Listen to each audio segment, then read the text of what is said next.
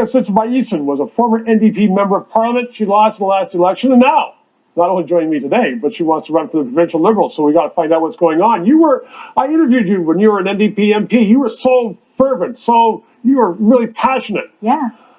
What happened?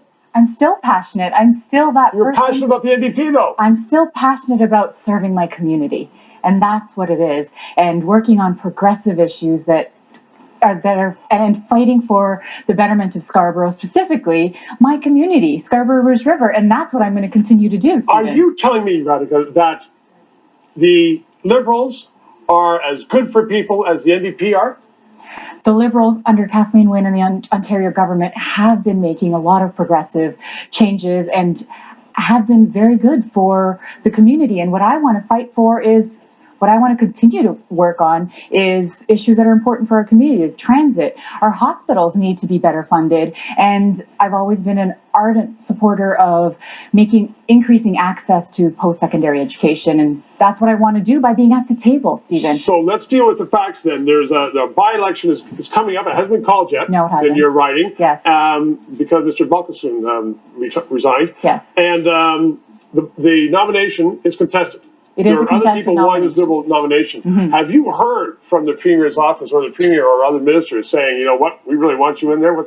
Have you heard, have they accepted you into the fold? I've had a lot of love and support from the community, and that's what's important for me. I've spoken with many members. For 4 years. You built it up, and you do have a lot of respect. Many members of the Liberal Riding Association in the community are excited about this, and I've got a lot of love, and I'm very happy to have that support. And that's where my focus always has been and will be, is on the ground in the community, because let's be honest, I'm fighting for my neighbors and my community that I live in. And let's be honest, because I want to ask you whether you've heard from the federal NDP, Mr. Mulcair or anybody else, have they responded to this decision? Or has Andrea Horvath responded to this, saying, you know, if you want to run provincially, she's got an NDP party.